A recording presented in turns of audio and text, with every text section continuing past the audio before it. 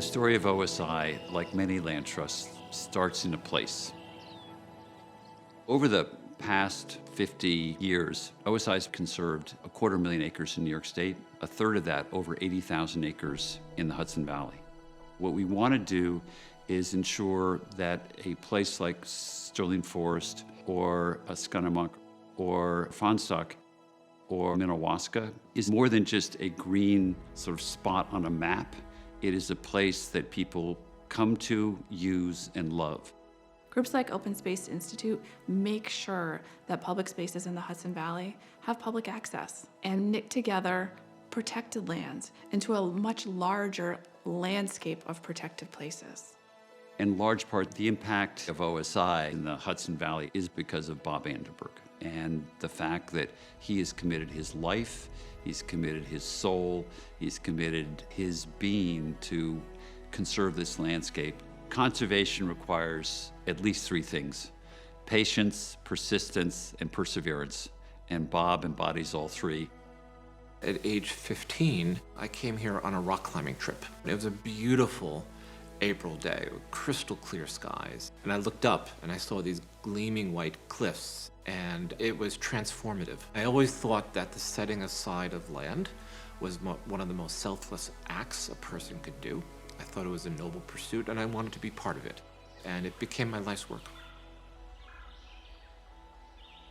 There's really been a cultural shift in the purpose of land conservation. You know, in the old days, if it's wilderness, you bought it and left it alone, right? You sort of locked it up. What we are trying to do now is unlock open space. And we've been unlocking open space in a number of ways. Emblematic to that is River to Ridge. It is on the border of New Paltz, and it takes people up to the Shawangunk Ridge. We spent about $6 million creating a wonderful trail, and at the height of COVID, we saw 250,000 people or so using it in every imaginable way. Building vast assemblages like this, it takes patience, it takes capital, it takes a willingness to assume risk. This transaction was the confluence of great land conservation and working with great conservationists in terms of the board of the Open Space Institute and the Smiley family.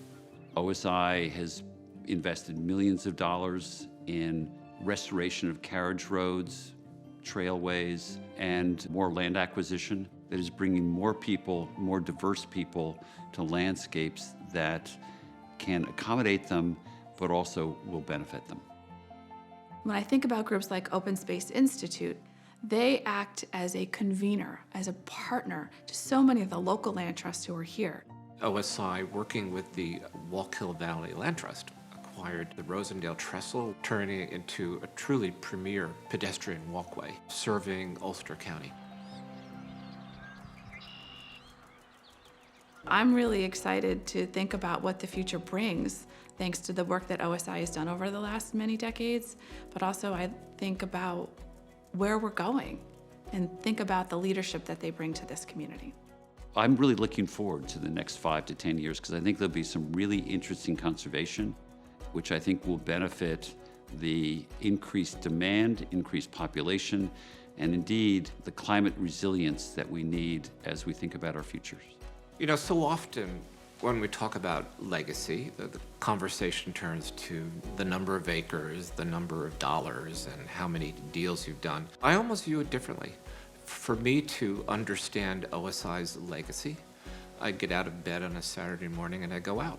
And I see people wandering the River to Ridge Preserve, you know, marveling at the views of Mohonk and the Shawangunk Ridge.